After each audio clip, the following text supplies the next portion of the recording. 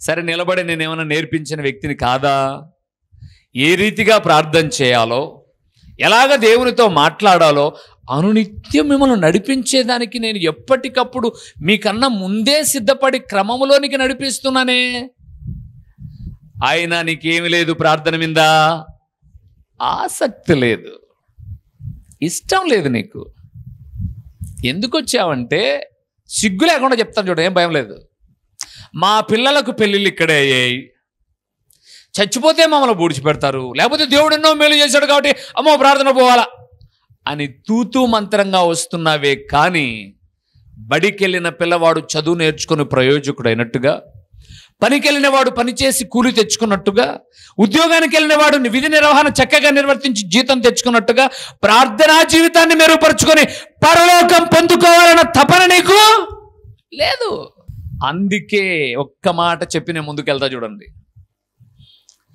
పక్షి పైకి ఎగరాలి అంటే, వినండి, పక్షి ఇంటి ముందు వచ్చి వాలింది, మన ఇంటి ముందు ఏదో వచ్చిన గింజో ఏదో తింటుంది, మనం దాని దగ్గరికి వెళ్ళాం.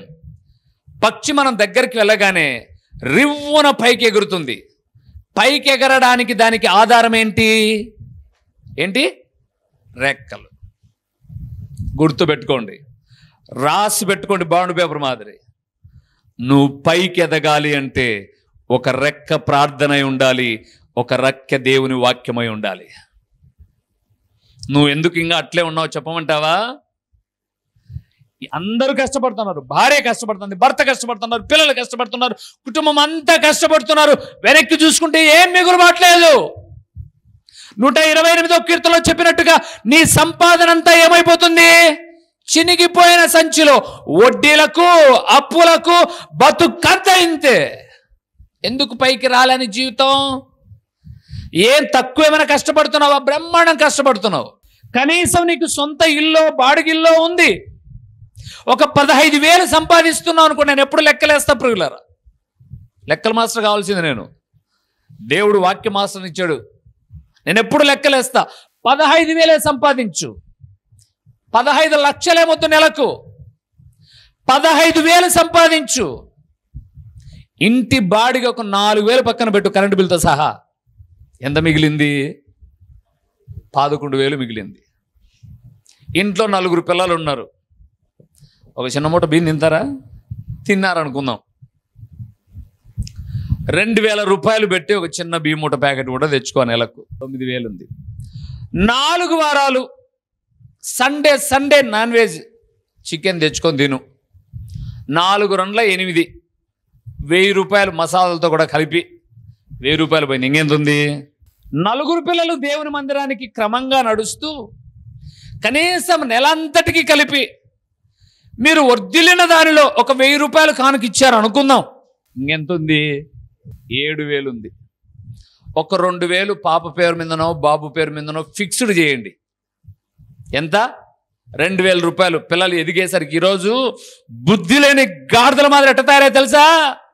పిల్లల గురించి శ్రద్ధ లేకుండా అమ్మాయి వయసుకు వచ్చిన తర్వాత అప్పుడు తిరుగుతాంటారు అప్పుల కోసం. చిన్నప్పటి నుంచే ఒక 100 రూపాయలు పొదుపు చేస్తే ఆ దినానికి బిడ్డలకు అంతో ఇంతో కనీసం అప్పు చేసేది 10,000 అనుకున్నప్పుడు 5,000 మిగులుతుంది కదా. ఒక 2,000 ఫిక్స్డ్ చేయండి. ఇంకెంతుంది? ఇంకా 2,000 మీకు అదనంగా ఖర్చులు, దాళ్ళకు దీళ్ళకు, ఫోన్ బిల్లులంట, డిష్ బిల్లులంట, ఎక్సెట్రా అన్నీ కట్టేయండి. ఇంకెంత మిగిలింది? నెలకు 3,000 చొప్పున 12 నెలలకి ఎంత మిగలాలి? 36,000 మిగలాలి. నీ జీవితంలో మిగులుబాటు ఉందా? సిగ్గు అనిపిదండి దేవుని నమ్ముకొని అలాగ బతుకుతుంటే. నేను 15,000 క్యాలిక్యులేట్ వేసింది. నేను వేసింది 15,000. అంతకన్నా ఎక్కువ సంపాదిస్తుంటే నువ్వు దేవునికి కూడా ఇచ్చే మనసు లేదు. నేను ఇంకా 1,000 రూపాయలు అన్నాను. దేవునికి ఇచ్చే మనసు కూడా లేదు. అందుకే ఎప్పుడు గుర్తుపెట్టుకోండి, దేవునికి నువ్వు ఇవ్వకోకుండా దేవా నాకు ఫ్లాట్ బీర్వా ఈ స్ప్లైట్ అని అంటే దేవుడు ఎప్పుడు కూడా ఇవ్వడు. ఈయుడి అప్పుడు మీకు ఇవ్వబడును అన్నాడు, కానీ బిగబట్టుకోండి అప్పుడు అడగండి మీరు అని అనలా నా దేవుడు. ఇలాగ బ్రతకలేని జీవితము ఎందుకు కారణము అంటే వింటున్న వాక్యము నీలో లేదు, నీకు ప్రార్థనా జీవితం కూడా లేదు. దీన్ని మీరు ఆఫ్ చేసి, అన్న మాకు 15,000 కదన్నా మా జీతం, మేము పోయేది కసు ఉడిసినికి, ఇళ్ళలో బోకులు కడగనికి, పాత్రలు కడగనికి, మాకు వచ్చేది 7,000 అన్నా అంటే 7,000కే లెక్కేసుకో. ఇప్పుడు నేను చెప్పిందంతటిని నీకు ఒక చిన్న ఇల్లు ఉన్నిందనుకోండి, ఈ 7,000ను నేను చెప్పిన ప్రతి అమౌంట్ సగం సగం సగం సగం సగం వేసుకుంటా వచ్చినా కూడా ఎంత మిగులుతుందో తెలుసా? అప్పుడు 3,000 మిగులుతుంది అన్నాను, ఇప్పుడు 1,500 మిగులుతుంది. ఇప్పుడు 1,500 చొప్పున సంవత్సరానికి ఎంత అవుతుంది అని అంటే దగ్గర దగ్గర 17,000 మిగులుతుంది. మిగులుబాటులో ఉన్నారా మీరు? ఎందుకు లేరు? ఒక్కటి గుర్తుపెట్టుకోండి, ప్రార్థన వాక్యము విని ఆ ప్రకారంగా నడుచుకోకపోతే పైకి ఎదగడము ఎప్పుడు కూడా ఉండదు. పురుగులారా, రెక్కలు ఉన్నాయి కాబట్టి పక్షి ఎగురుతుంది, ప్రార్థన లేదు కాబట్టి నీ బతుకు అనే సతికిలబడింది. కానీ ప్రార్థనే కలిగిన నీ జీవితంలో అంచెలంచెలుగా ఎదుగుతావు పురుగులారా, అంచెలంచెలుగా ఉన్నతంగా ఆశీర్వదించబడతావు అని దేవుని వాక్యం సెలవిస్తుంది. ఈ ప్రార్థన అంటే నీకేమవుతుంది తెలుసా? లూకా రాసిన సువార్త 18వ అధ్యాయము మొదటి వచనము, వారు విసుకక నిత్యము ప్రార్థన చేయుచుండవలెననుటకు ఆయన వారితో ఈ ఉపమానము చెప్పెను. చాలండి, ఆయన చెప్పిన ఉపమానం అదంతా మీకు అర్థమవుతుంది, తర్వాత చదువుకోనండి. ఇప్పుడు నీ జీవితంలో ప్రార్థన అంటే ఏముండకూడదు? విసుగుండకూడదు. విసుగుంటే కసువు మాదిరి నీ బతుకు బతకాల్సింది వస్తుంది. ఇప్పుడు మీరు అనుకోవచ్చు, నీకేమన్నా నువ్వు బాగా చెప్తావు, నీకు ఒక ఇల్లు ఉంది, ఒకవేళ మేము వేసే కానుక ఇంతంటే చెప్తా. అది కూడా నేను ఎప్పుడు కూడా లెక్కాసారంగానే ఉంటా ప్రియులారా.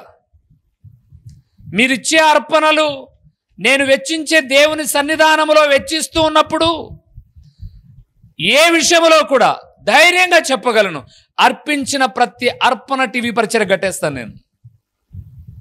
ఇప్పుడేదో దేవుని మహాకృపను బట్టి ప్రొద్దుటూరులో ఒక చిన్న షెడ్ వేసుకొని కిందన కూడుకుంటున్నాం, కానీ అక్కడ ఒక 15,000 నెలకు, తర్వాత ఇక్కడ ఒక 20,000, ఇవన్నీ చూసుకుంటే 40,000 రూపాయలు. కానీ నా దేవుడు నన్ను సమృద్ధిగా అలాగ నిలబెడుతున్నాడు తెలుసా? దేవుని పిల్లలు ఎవరైనా ఇచ్చిన అర్పణ రాగానే ఫ్రిడ్జ్ కొందాం, లేకపోతే కుక్కర్ కొందాం, నిక్కర్ కొందాం, ఈ ప్లారితనాలు చేయను నేను. ఫస్ట్ పరిచర్య ఏం చేద్దాం? పరిచర్యకు చెల్లించాల్సిన డబ్బు ఈ రోజు వరకు ఏ రోజు కూడా, ఒక 6 నెలలు నడుపుదాం టీవీ పరిచర్య అనుకున్నాం, 5 సంవత్సరాలైంది. ఏ రోజు కూడా ఫోన్ చేసి ఏం బ్రదర్ మీరు డబ్బు ఇంకా ఇవ్వాల అనిపించుకోను. ఎందుకో తెలుసా? నేను తినకపోయినా, నేను ఇదివరకే చెప్పాను చాలా మాటలు. కొన్నిసార్లు నేను ఏం చేసేవానంటే, ఇక మన బిడ్డలదే ఉంది అంగడి, అక్కడికి వెళ్ళి 1/2 కేజీ నూనె తెచ్చుకుంటే అవమానభరితంగా ఉంటుంది కాబట్టి ఏదో స్టైల్గా బజార్కి వెళ్ళేసి 1/2 కేజీ తెచ్చుకొని అంతటితోనే ప్రక్కన వాళ్ళ కాడ చేయి చాచకుండా, ఈరోజు ఎలాగున్నాం రేపు మరొక రీతిగా ఇస్తాడు, ఈరోజు ప్రార్థన చేద్దాం, మనం వాక్యం కొరకు ప్రాధాన్యత ఇస్తున్నాం, ప్రభు మనల్ని పోషిస్తాడు. ఎక్కడైనా తక్కువైందా?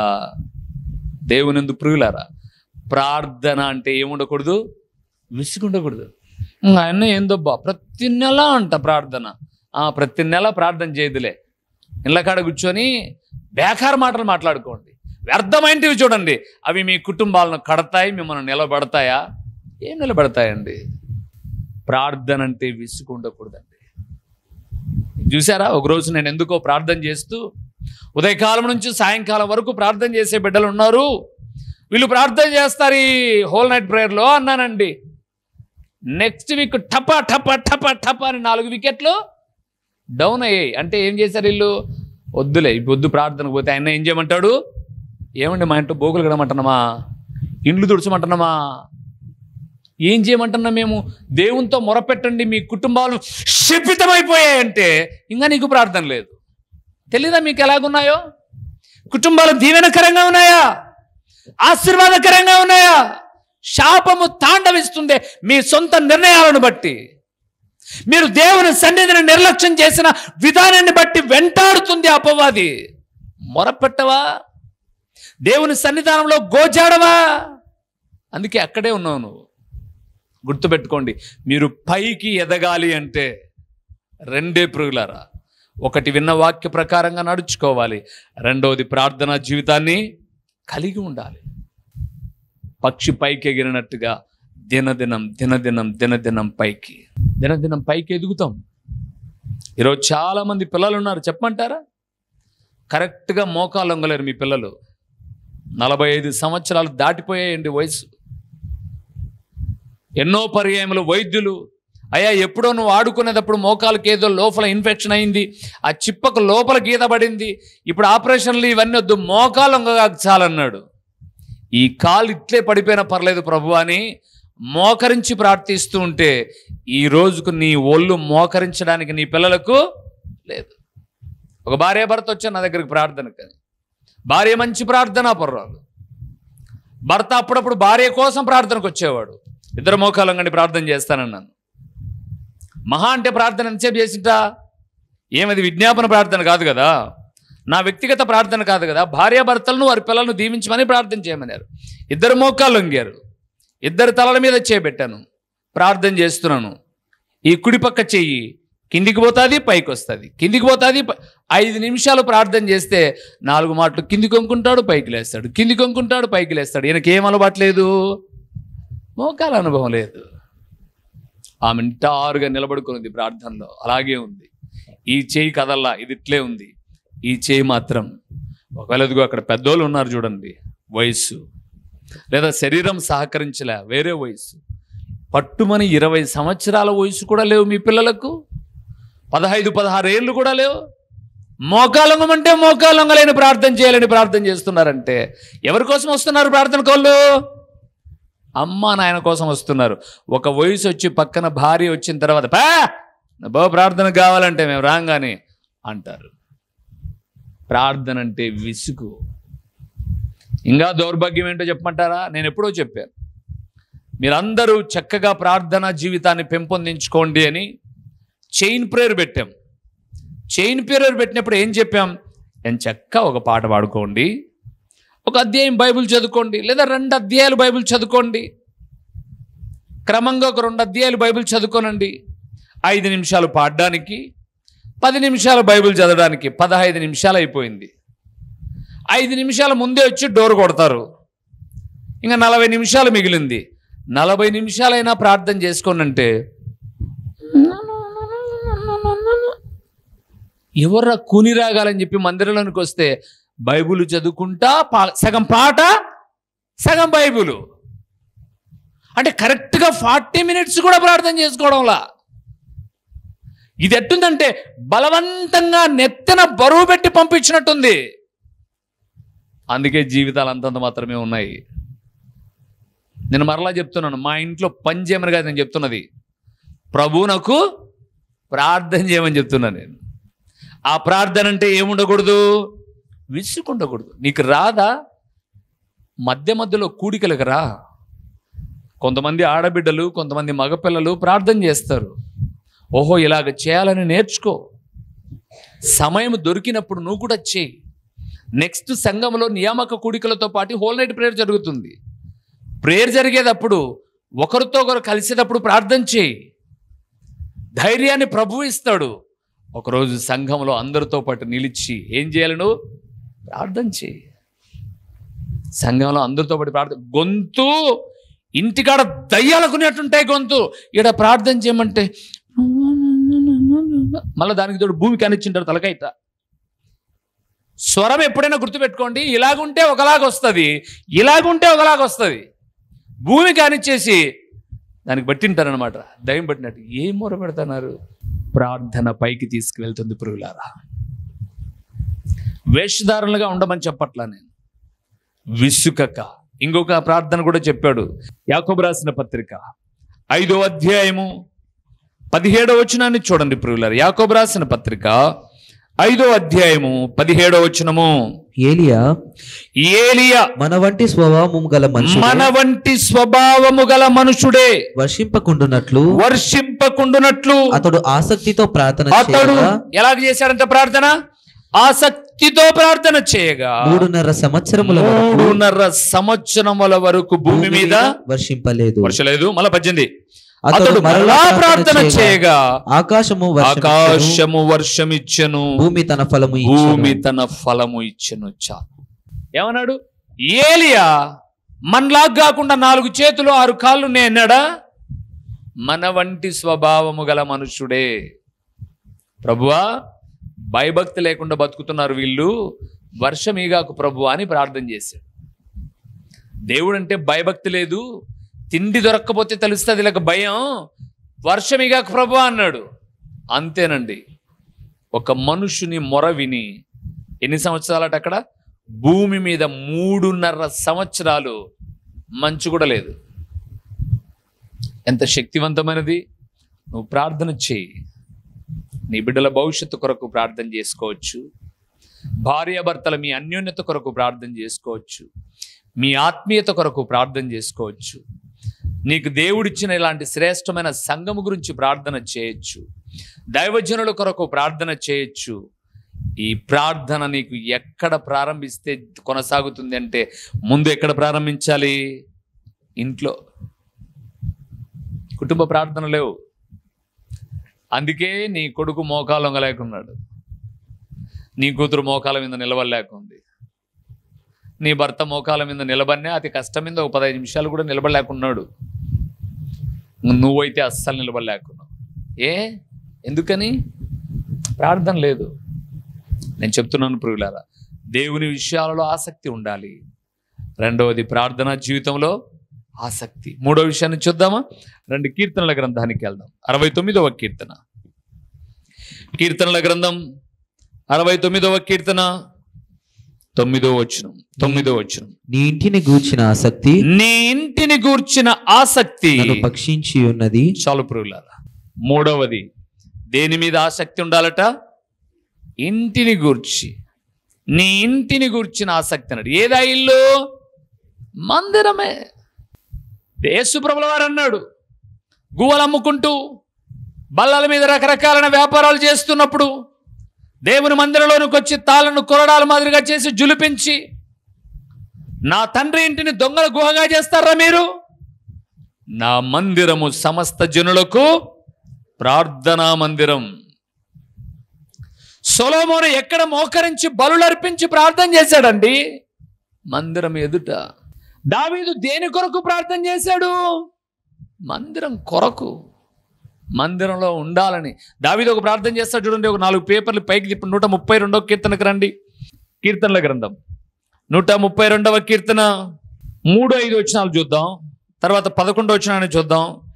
తర్వాత 14వ వచనాన్ని చూద్దాం. 3-5 వచనాలు చూస్తున్నాం. యాకోబు యొక్క బలిష్ఠునికి మ్రొక్కుబడి చేసెను. ఎట్లనగా యెహోవాకు నేను ఒక స్థలము చూచు వరకు, యాకోబు యొక్క బలిష్ఠునికి ఒక నివాస స్థలము నేను చూసు వరకు, నా వాస స్థానమైన గుడారములో నేను ప్రవేశింపను. నేను పరుండు మంచము మీదికి ఎక్కను. నా కన్నులకు నిద్ర రానేను. నా కనురెప్పలకు కునికిపాటు రానేను. 11వ వచనం. నీ గర్భఫలమును నీ రాజ్యము మీద నేను నియమింతును. నీ కుమారులు నా నిబంధనను గైకొనిన ఎడల, నేను వారికి బోధించు నా శాసనమును వారు అనుసరించిన ఎడల, వారి కుమారులు కూడా నీ సింహాసనము మీద నిత్యము కూర్చుందురని. 14వ వచనం. ఇది నేను కోరిన స్థానము, ఇది నిత్యము నాకు విశ్రమ స్థానముగా ఉండును. ఇక్కడనే నేను నివసించెదను. నువ్వు ఆదివారం కనపడితే మళ్ళా ఆదివారం వరకు మోకులేసి నాగిన రావు. బతుకు ఎట్లా బాగుపడుతుందండి? ఎట్లా జీవితాలు దీవెనకరంగా ఉంటాయి? గుర్తుపెట్టుకోండి ప్రియులారా, దేవుడు అన్నమాట నేను కాదు. 14వ వచనం చాలా ప్రాముఖ్యమైనది. ఇది నేను కోరిన స్థానము, ఇది నిత్యము నాకు విశ్రమ స్థానముగా నుండును. ఇక్కడనే నేను. మరి ఇక్కడ దేవుడు ఉంటే నువ్వు ఎక్కడో పోయి తిరుగుతా అంటే ఏం లాభం? ఉన్న చోటు కదా నువ్వు రావాలి, మొరపెట్టాలి కదా, దేవుని శరణు వేడాలి కదా. తండ్రి, నా ఇంట్లో నాకు అననుకూలత, నేను ప్రార్థన చేసుకుందాం అన్నప్పుడు నా భర్త ఏదో టీవీ చూస్తుంటాడు, నా పిల్లలు హోంవర్క్ చేసుకుంటుంటారు, నా కుటుంబంలో రకరకాల పనులు అన్నీ జరుగుతుంటాయి. కాబట్టి తండ్రి, ఆదివారం తర్వాత ఒకసారి మళ్ళీ మంగళవారం వస్తాను ప్రభువా, శుక్రవారం కూడా వస్తాను ప్రభువా, 1 గంట మనసారా కొన్ని నీ మాటలు విని ప్రార్థన చేసుకుంటాను ప్రభువా, వీలైతే ఆదివారం సాయంకాలం కూడా నీ సన్నిధిలో గడుపుతాను ప్రభువా. ఈ నిర్ణయం నువ్వు తీసుకోగలిగితే దేవుడు అన్నాడు 11వ వచనంలో, నీ గర్భఫలమును నీ రాజ్యము మీద నేను నియమింతును, నీ కుమారులు నా నిబంధనను గైకొని ఎడల నేను బోధించిన శాసనములను బట్టి నీ సింహాసనము నిత్యము కూర్చుందునని షార్ట్కట్లో చదివాను నేను. నీ పిల్లలు దీవెనకరమైన ప్రయోజనకరమైన స్థితిలో నిలబడతారు. ఆదివారాలు కూడా కాలేజీలండి, ఆదివారాలు కూడా పాఠశాలలండి. అవును, ఉలకబెట్టుకొని వస్తారు చూడండి మీ పిల్లలు. రోగం వస్తే పో అంటారా? ఇంటికి బంధువులు వస్తే పో అంటారా? ఏమండి, నేను చదువును తృణీకరించను ప్రియులారా, చదువు కావాలి. ఆదివారంలో కొన్ని ప్రత్యేకమైన పరీక్షలు ఉన్నాయి. ఏవి? ఇదిగో టెట్ అనో డిఎస్సి అనో లేదా ఇంకా ఏమైనా ఎగ్జామ్స్ ఉంటే నువ్వు అటెండ్ కావాలి. ఇది మామూలుగా కూడా ఆదివారం ఆరాధన లేదా? ఇంక ఏమి నేర్చుకుంటారు వాళ్ళు? ఏ భయభక్తులు నేర్చుకుంటారు వాళ్ళు? ఏ తప్పిపోయినప్పుడు తిరిగి సరైన దారిలోనికి వస్తారు? నీ మీద ఏ ప్రేమ ఆప్యాయతలు నేర్చుకుంటారు వాళ్ళు? నీ మీద ప్రేమ ఆప్యాయతలు కాలేజీలో నేర్పిస్తారా? దైవికమైన క్రమాన్ని కాలేజీలో నేర్పిస్తారా? భయభక్తులు కలిగిన జీవితాన్ని కాలేజీలో నేర్పిస్తారా? ఎవ్వరు నేర్పిడు. ఆదివారం కూడా పంపేయండి, దొబ్బేయండి. ఆదివారానికి భిన్నమైనది ఏది కూడా మనం దగ్గరకు చేర్చకూడదు ప్రియులారా. నన్ను అడిగితే ఒక దేవుని సేవకునిగా చెప్తాను, ఈ ఉద్యోగం నీకు ఆదివారం ఇబ్బంది అంటే వదిలేయి. నేను వదిలేశాను, కొంతకాలము దయనీయమైన పరిస్థితే. కానీ నా దేవుని కొరకు ఏది ఒక్కటి వదిలిపెట్టినా ఎన్ని ఇస్తాడాయన? 12 గంపలు ఇస్తాడాయన. నీకు జ్ఞానం ఇచ్చేది చదువు కాదు, బైబిల్ అండి. అందుకే సొలొమోను కాలేజీకి వెళ్ళి అడగల జ్ఞానమే అని. ఎక్కడ అడిగాడు? దేవుణ్ణి అడిగాడు. అందుకే మహాజ్ఞాని అయ్యాడు. ఒక పిచ్చోడండి థామస్ అల్వా ఎడిసన్, ఇలాంటి లైట్ కనుగొన్నటువంటి వ్యక్తి. మానసిక వికలాంగుడండి, బుద్ధి మాన్యం కలిగిన పిల్లవాడండి. బడికి రావద్దని వాని జోబిలోనే చీటీ పెట్టి పంపించారండి. మీ పిల్లవాడు బడికి వస్తే అంత గబ్బు చేస్తున్నాడు, మీ పిల్లవాడిని రేపటి నుంచి బడికి పంపిగాకండి వాని జోబిలో పెట్టి ఇది మీ అమ్మకి రా అని చెప్పి పంపించారు. వాళ్ళ అమ్మకి తీసుకొచ్చి, అమ్మ ఏందో ఇచ్చారు చూడే అని అన్నాడు. వాళ్ళ అమ్మ చూసి ఏడ్చింది. నా బిడ్డకు చదువు కూడా లేదే అని. ఇంట్లో ప్రార్థించింది, ఇంట్లో చదువు చెప్పింది ఆ తల్లి, ఇంట్లో ప్రభు పాదాలు పట్టుకొని నేర్చుకుంది. ఆ ఉత్తరాన్ని ఎక్కడో పెట్టెలో అడుగున పెట్టేసింది. దినాలు గడిచిపోయాయి. గొప్ప శాస్త్రవేత్త అయ్యాడు. లైట్ను కనిపెట్టినప్పుడు అందరూ అతని దగ్గరకు వచ్చాడు. గారు ఇంత జ్ఞానం ఎట్లా వచ్చింది మీకు థామస్ గారు అని అడిగితే అని అంటాడు, ఈ బుద్ధిని దేవుని వాక్యం వెలిగించింది, వెంటనే నన్ను దేవుడు వెలిగించాడు, నేను కనుగొన్నాను. పెట్టెలోకి వచ్చి తెరిచి, మా అమ్మ ఎప్పుడో నేను చిన్నప్పుడు తెచ్చిన పేపర్ అలాగే ఎత్తిపెట్టింది, ఏంటని తెరిస్తే మీ వానికి జ్ఞానం లేదు, బడికి పంపగాకండి అని అన్నారు. మరి జ్ఞానం ఎవరిచ్చారు? ఈరోజు ప్రపంచం అంతా వెలుగుతూ ఉందండి. ప్రపంచము ప్రతి ఇంట్లో లైట్ ఉందండి, ప్రతి ఇంట్లో వెలుతురుందండి. ఒక్క దేవుని వాక్యము చేత నడిపించబడిన వ్యక్తి. మీ పిల్లలు ఆదివారం కూడా ప్రభు పాదాలను నిర్లక్ష్యం చేస్తే భవిష్యత్తు ఉండదు ప్రియులారా, భవిష్యత్తు ఉండదు. నేను అందుకే అన్నాను, ప్రత్యేకమైన ఎగ్జామ్స్ ఉన్నాయి. అది ఎప్పుడో సంవత్సరంలో ఒక 2-3 సార్లు జరుపుతారు. అది గ్రూప్ 1 కావచ్చు, గ్రూప్ 2 కావచ్చు, మరొకటి ఇంటర్వ్యూ కావచ్చు. అది ఆదివారం జరిగినప్పుడు ఆ రోజు ప్రభు క్రమమైన నా బిడ్డను నేను జ్ఞాపకం చేసుకోవాలి అనుకుంటాడు. కానీ నువ్వు 52 ఆదివారాలు ఉంటే ఏం ఒలగబెడతారండి? అర్ధ గంటలో వచ్చి ఏం ఒలగబెడతారండి ఆ 2-3 గంటల్లో? సాతాను యొక్క కుయుక్తి ఇది. అందుకే ఆదివారం సాయంత్రం వరకు బడి పెట్టరు. చూడండి, చదువు అవసరం కదా, మరి సాయంత్రం వరకు పెట్టమనండి. ఆ రోజు కూడా బడి ఎంతవరకు పెడతారు? 12కి ఇంటికి వస్తుంది అమ్మాయి అబ్బాయి. గుర్తుపెట్టుకోండి ప్రియులారా, ఇంటిని గూర్చిన ఆసక్తి నన్ను ఏం చేస్తుంది? తినేస్తుంది ప్రభువా నన్ను. కోరాహు కుమారుడు తండ్రి శపించబడిన వ్యక్తి, భూమి నెరవేర్చి చచ్చిపోయాడు. కుమారులు ఏమంటారో తెలుసా? మేమెప్పుడు దేవుని సన్నిధానానికి వెళ్దుము, మేమెప్పుడు దేవుని మందిరాన్ని చూస్తాం. మేము ఈరోజు అంతో ఇంతో మీ తల్లిదండ్రులు మీరు ప్రేమిస్తున్నారు అంటే మీలో ఉన్న వాక్యమే. మరి మీ పిల్లలు రేపొద్దున మిమ్మల్ని ప్రేమించాలంటే వాళ్ళలో ఏముండాలి? పాఠ్య పుస్తకాల్లోని భాగాల. ఈ 24వ సంవత్సరం వచ్చేసరికి ప్రేమ ఆప్యాయతలు నశించిపోతూ ఉంటే, ప్రతి వారం వాక్యమైన నీలోనే కొంత ప్రేమ ఉంటే, అసలు వాక్యమే లేకపోతే నీ పిల్లలు రేపొద్దున నిన్ను ఏం చేస్తారో చూసుకో. అందుకే స్వచ్ఛంద సంస్థలు అందరూ కూడా ఏం చేశారంటే ఎక్కడ చూసినా ఓల్డ్ ఏజ్ హోమ్లు పెట్టారు. కొన్ని పెయిడ్, కొన్ని నాన్ పెయిడ్. డబ్బు కడితే ఒకలాగా చూసుకుంటాం ముసలోళ్ళను, డబ్బులు కట్టకపోతే మా కొద్ది మేము ఏదో టయానికి భూ పెట్టి పంపిస్తాం. ఎందుకు వృద్ధాశ్రమాలు? దైవికమైనటువంటి భయము లేక. దేవుని బిడలారా, మందిరమును గురించిన ఆసక్తి ఉండాలండి. ఈ మాట మరలా మీరు చూడండి. దావీదు రాసిన మాటే. అతనికి కలిగిన బాధలన్నిటినీ జ్ఞాపకం చేసుకుంటూ, దేవా నీ మందిరంలో నిన్ను చేరేంత వరకు నా కనులకు నిద్ర రానియను నేను. కునుకుపాటు కూడా అన్నాడు చూడండి, రెండో మాట. కనులకు నిద్ర రానియను, నా కనురెప్పలకు కునికిపాటు రానియను అన్నాడు 5వ వచనం చివరి లైన్లో. కునికిపాటు రానియను. ఆదివారం అంటే క్యాంప్ వేస్తావా నువ్వు? వెయ్యి. ఉన్న కూడును కూడా పోగొట్టుకుంటావు, గుర్తుపెట్టుకో. యెహోవా కార్యమును అశ్రద్ధగా చేయువాడు వాడు శాపాన్ని తెచ్చిపెట్టుకుంటాడు. నాయకులే నీకు మేలు చేయలేరు, మనుషులు ఏం చేస్తారు నీకు మేలు? ఏం చేస్తారు మేలు? వాడి దగ్గర 100 ఉంటే నీకేమైనా 10 ఇస్తాడేమో. వారికే గతి లేకపోతే ఎక్కడి నుంచి వస్తుంది నీకు? అందుకే దావీదు అన్నాడు, కొండల తట్టు నా కన్నులెత్తుచున్నాను ప్రభువా, ఎత్తైన పర్వతముల మీద అలనాడు ఈ మోషేను దర్శించిన దేవుడువు.